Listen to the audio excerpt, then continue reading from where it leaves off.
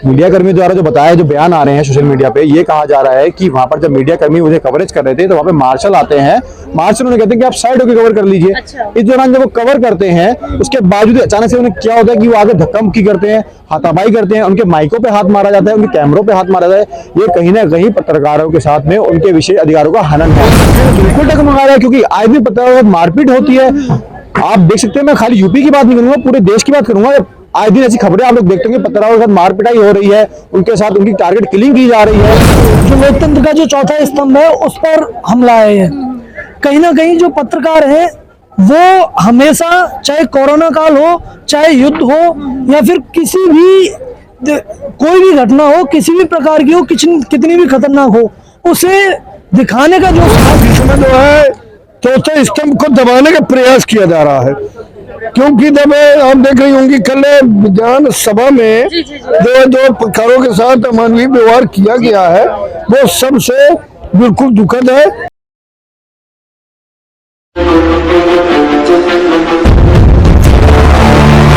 CCN news 24 के सभी दर्शकों को मेरा नमस्कार।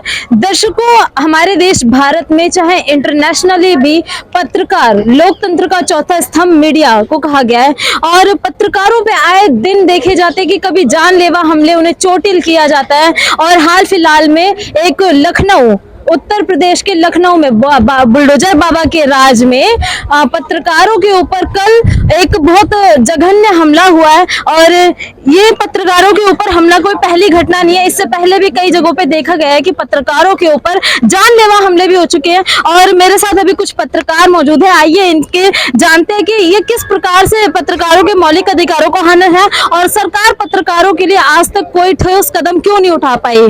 जो अभी कल लखनऊ विधानसभा में जो हुआ है, पूरा केस आप भी जानते, पत्रकार आप भी है, तो सरकार को इन सब केसेस में किस तरह से उपचार करना चाहिए, क्या ठोस कदम उठाने चाहिए? देखिए, सबसे पहले तो कल का जो प्रकरण मैं आपको बता दूं, यूपी विधानसभा के अंदर में सत्र शुरू होना था। मीडिया कर्मी हमेशा से वहां कवरेज करते हैं।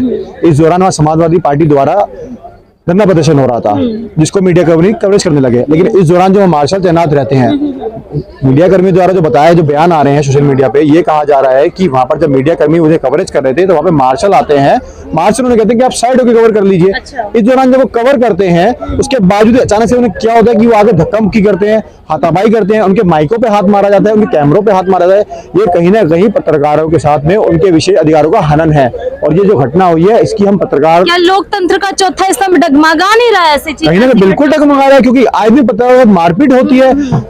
आप देख सकते हैं, मैं खाली यूपी की बात नहीं करूंगा, पूरे देश की बात करूंगा। आज दिन ऐसी खबरें आप लोग देखते होंगे, पत्रकारों के साथ मारपिटाई हो रही है, उनके साथ उनकी टारगेट किलिंग की जा रही है। हम लोग, चाहे कोरोना काल रहा हो, या आप नक्सलाइट एरिया कह लीजिए, या आर्थिक मंदी कह लीजिए, आप गर्मी है या कुछ भी कह लीजिए, हम लोग जो खबरें आज लोग देखते हैं कहीं ना कहीं उसे पहुंचाने का काम करते हैं, देश को दिखाने का काम करते हैं। लेकिन कहीं ना कहीं पत्रकारों पर जो हमला हो रहा है ये बहुत ही निंदनीय है। सरकार को इसमें संज्ञान लेना चाहिए। योगी की सरकार है, उनके राज्य में ये चीजें हुई है। मैं पूरी तरीके से अपने माध्यम से निंदा करता हूं इस घटना की। कहीं ना कहीं पत्रकारों पर जो हमले हुए हैं ये बिल्कुल ही दुर्भाग्यपूर्ण है, और तमाम मीडिया जगत के साथ मैं यही कहना चाहूंगा, इस तरह की घटना को रोका जाए, सरकार इसमें संज्ञान ले, राज्य सरकार भी ले और केंद्र सरकार भी ले। ऐसी घटनाएं ऐसा नहीं है कि पहली बार देखी गई है, इस प्रकार की घटनाएं पत्रकारों के साथ आए दिन होती रहती है। ये तो पहली बार की बात रही है कि एक सोशल मीडिया प्लेटफॉर्म के पत्रकार ने, यहाँ पे मेन स्ट्रीम मीडिया है, तो ये घटनाएं क्यों बढ़ती जा रही है? मीडिया होती है, अगर वो आपको निष्पक्ष तरीके से दिखा रहा है, आपकी खबरें रख रहा है, तो वो मीडिया ही है। सरकार ने जो प्लान चलाए हुए हैं, MSME के थ्रू चलाए हुए हैं, उनको पूरा अथॉराइज दी हुई है, वो अपने क्राइटेरिया में रहकर पत्रकारिता करते हैं। लेकिन जिस तरीके से हमले हो रहे हैं, बात बड़ी मीडिया छोटी मीडिया के नहीं है। लोग कई बार बात करते हैं कि बड़ी मीडिया छोटी, मैं छोटी बड़ी मीडिया नहीं, मैं कह रही हूँ कि इस प्रकार की घटनाएं क्यों बढ़ती जा रही है? देखिए, कहीं ना कहीं मैं आपको बोलूं, इसमें कहीं ना कहीं देखिए सुरक्षा का अभाव है। कहीं ना कहीं जो नियम कानून है वो पत्रकारों के हक में नहीं बने हुए हैं। सरकार को इसमें जल्द से जल्द ठोस कानून बनाना चाहिए, और मैं आपके चैनल के माध्यम से पत्रकार होने के नाते मैं यही कहना चाहूंगा, सरकार इसमें पूरी तरह से संज्ञान ले, केंद्र सरकार भी ले, राज्य सरकार भी ले, और तमाम राज्यों की सरकार, और कहीं ना कहीं पत्रकारों की सुरक्षा में ठोस नियम कानून बनाए और इस तरह की घटना को रोका जाए। आप क्या बताएंगे इस घटना के बारे में? ये जो घटना है वो भारत के चौथे स्तंभ, जो लोकतंत्र का जो चौथा स्तंभ है उस पर हमला है ये। कहीं ना कहीं जो पत्रकार है वो हमेशा, चाहे कोरोना काल हो, चाहे युद्ध हो, या फिर किसी भी कोई भी घटना हो, किसी भी प्रकार की हो, कितनी भी खतरनाक हो, उसे दिखाने का जो साहस रखते हैं, कोरोना वॉरियर भी बोला गया था पत्रकारों को, तभी वॉरियर मैं इसमें एक बात जोड़ना चाहूंगा। जब कोरोना काल में लोग एक दूसरे के साथ नहीं आ रहे, साथ से नहीं दे रहे, पत्रकार एज ए पत्रकार बिना निष्पक्ष, बिना डरे अपने घरों के साथ जो घटनाएं देश में घट रही थी, पत्रकार अपनी जान हथेली पे रख करके चीजें दिखा रहे थे। एज ए कोरोना वॉरियर पत्रकार हैं, बिल्कुल ये इनको हक, उनको मान सम्मान मिलना चाहिए, क्योंकि हमने बिना अपनी सुरक्षा की गारंटी लेते हुए चीजें दिखाई। कोरोना काल में हम लोग घर से बाहर निकले और चीजें दिख रही थी और समाज को, देश को पूरा हमने दिखाया। जी, आप क्या बोलेंगे? जो ये कोरोना काल की बात कर रहे थे, जी उसमें कहीं ना कहीं अपनी जान पर खेलकर बिल्कुल पत्रकारों ने जो ग्राउंड पर कवरिंग की है, ग्राउंड से रिपोर्ट भेजी है जनता के बीच में, तो कहीं ना कहीं अगर हम यूपी विधानसभा की बात करें, ये जो घटना है ये भारत के चौथे स्तंभ पर घटना है, बिल्कुल बिल्कुल भारत के लोकतंत्र का, और इससे जो लोकतंत्र है वो कहीं ना कहीं कमजोर होता है। तो इस तरीके की जो घटना है उसके लिए सरकार को कानून बनाना चाहिए पत्रकारों की सुरक्षा के लिए। पत्रकारों की सुरक्षा के साथ ही कहीं ना कहीं जो सिक्योरिटी है वो पत्रकारों को सरकार प्रोवाइड करे। इस तरीके की घटनाएं बिल्कुल नहीं हो सकती है जब तक कि सरकार की सहायता ना हो। मैं खुद एक पत्रकार हूँ जी प्रयाग एक्सप्रेस न्यूज चैनल से, और जो ये आपने ये पूछा बहुत अच्छा पूछा है। सिर्फ जी जी इसमें जो है चौथे स्तंभ को दबाने का प्रयास किया जा रहा है, क्योंकि जब आप देख रही होंगी कल विधान सभा में जो पत्रकारों के साथ अमानवीय व्यवहार किया गया है वो सबसे बिल्कुल दुखद है।